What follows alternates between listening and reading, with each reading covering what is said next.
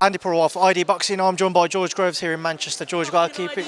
ID Boxing, yeah. I knew you was ID Boxing. That's why you've made time for us, George.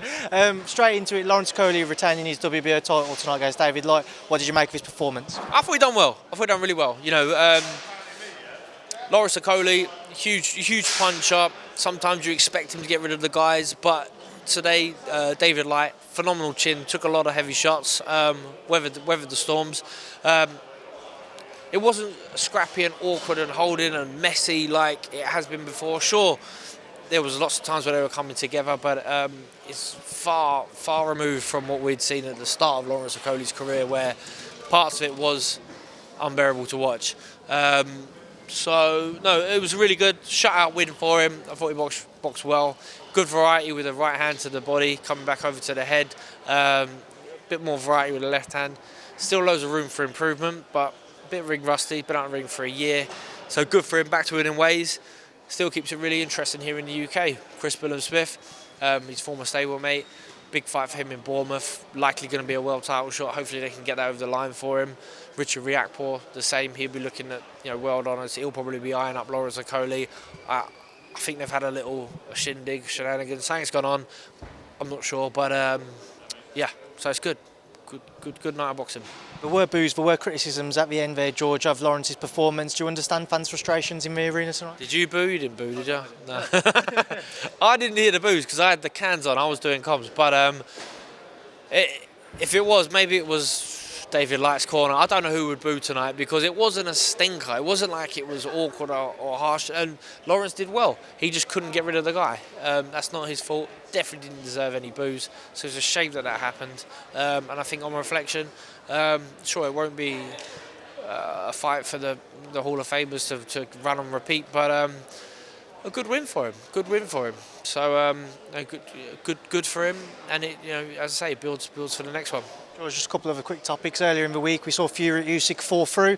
What was your reaction to that and your take on how those events unfolded?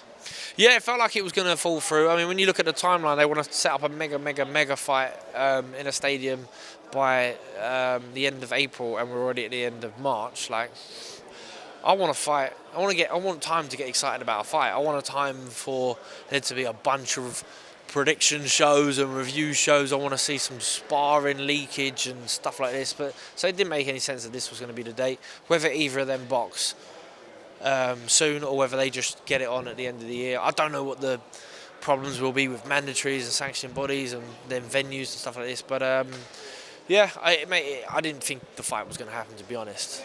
George, we saw reports of Fury-Joyce potentially being next up for summertime. Do you think that there's any truth in that? I spoke to David Price earlier. He said that he thinks it was maybe a bit of a PR move. Maybe. You've got to schedule fights to not get mandatories thrown at you or to not get stripped, especially when you're trying to get all the belts together. And Joyce will definitely jump at the chance, I'd imagine. Obviously, I think they're both still under Frank Warren, so it makes it an easy fight to make in that respect. I think a tough fight for Tyson Fury. I think Joe Joyce is a hard night for anyone in the division. Big, strong, fantastic engine, up for it. He's a bit of a nightmare opponent. So, I don't know. But that'll be a fight that I'd love to see. I think it'll be a really good fight to watch. So if that comes off, that could be just as good as watching Usyk beat Tyson. Final one, George, because I promised you that we'd keep this short and sweet. Next week, Anthony Joshua returns against Jermaine Franklin. What do you expect to see? What are you hoping to see? I think we'll see a really good, solid performance from Anthony Joshua. He must want it. He must still want it for him to still be chasing it. Franklin's a good fighter. Put up a real good. He lost to Dillian White, but a lot of people thought he might have won. It wasn't the best White that night, but Franklin's, he's a good, solid fighter. I think he's in better shape from what I've heard. Literally 5 minutes ago for another interview. Better shape for this fight. So, but I think Joshua hits him. Joshua hurts him. I think Joshua gets rid of him.